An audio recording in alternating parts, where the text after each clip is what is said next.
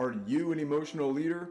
In today's video, I'm going to share with you 6 steps to overcome emotional eating, and if you stay until the end, I'll give you a bonus step, which happens to be my best step. If you haven't already, hit the subscribe button below so you never miss a video. New video every Wednesday.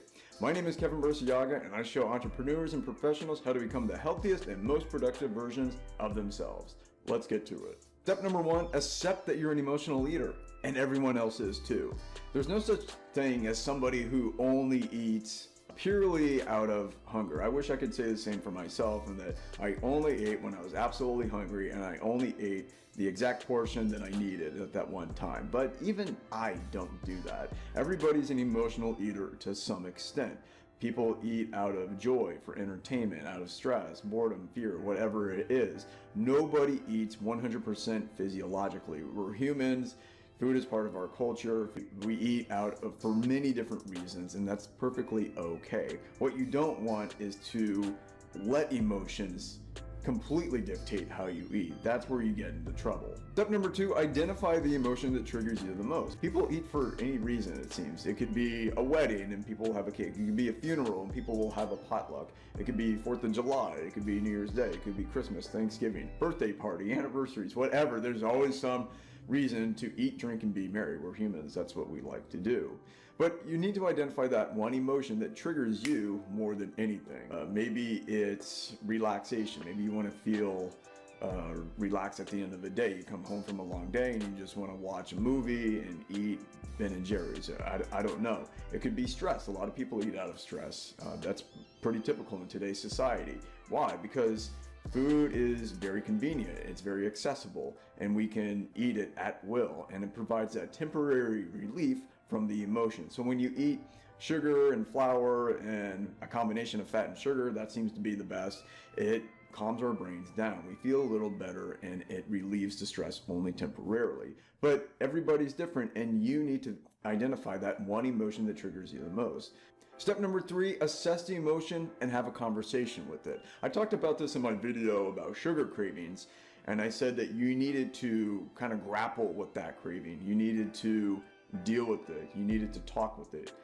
It's the same thing with emotions. You need to understand why you have this emotion. Where is it coming from? What causes this emotion? What does it want? How do you get rid of it? How have you dealt with this emotion in the past? What are your options? Yes, you could eat ice cream and cookies and french fries to alleviate whatever emotion that you have, but what are your other options? What else could you do?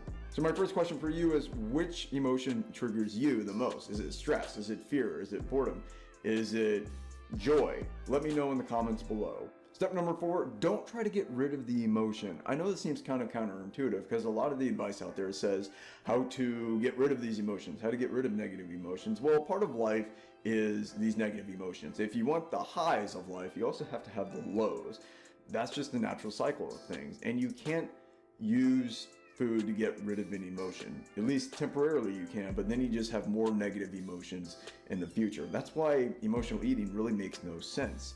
Because if you're eating out of stress, for example, it brings temporary relief, but then in the long run, it only exacerbates the problem. I also don't like getting rid of emotions because that's not part of the human experience. The best thing to do is to grapple with these emotions, assess these emotions, acknowledge that they're there. It's okay to have uncomfortable emotions once in a while. Life isn't always sunshine and rainbows, and we can't be happy all the frickin' time. Sometimes we have to have those negative feelings. Like I said earlier, in order to have the highs, you have to have the lows. And the best thing to do is to deal with those negative emotions in a mature way. Step number 5 is don't distract yourself. I know this sounds counterintuitive because a lot of advice says, call a friend, take a bubble bath, or whatever. I find that doesn't work very well. You can't get rid of the emotion. The emotion is there. The best thing to do is grapple with it and to deal with it in a mature way. Distracting yourself actually only makes the problem worse because now you're trying to get rid of the emotion and you're trying to concentrate on something else. It's too much. Don't distract yourself. Trust me on this one. A lot of times the best thing to do is nothing. Just accept that you have that emotion, absorb the emotion, and do nothing. Step number 6 is to ascribe different words to emotional eating. I used to ascribe words like fun, relaxation, relief to binge eating and overeating. Now I describe words like disgust, and greed, you're less likely to do it, because when you ascribe negative feelings to overeating and sugar and fat and whatever, you're not going to do it as much because your brain perceives it as a threat, not as something that's going to relieve the emotion that you have. Those are the 6 steps to overcoming emotional eating. Which step was the most helpful for you? Let me know in the comments below.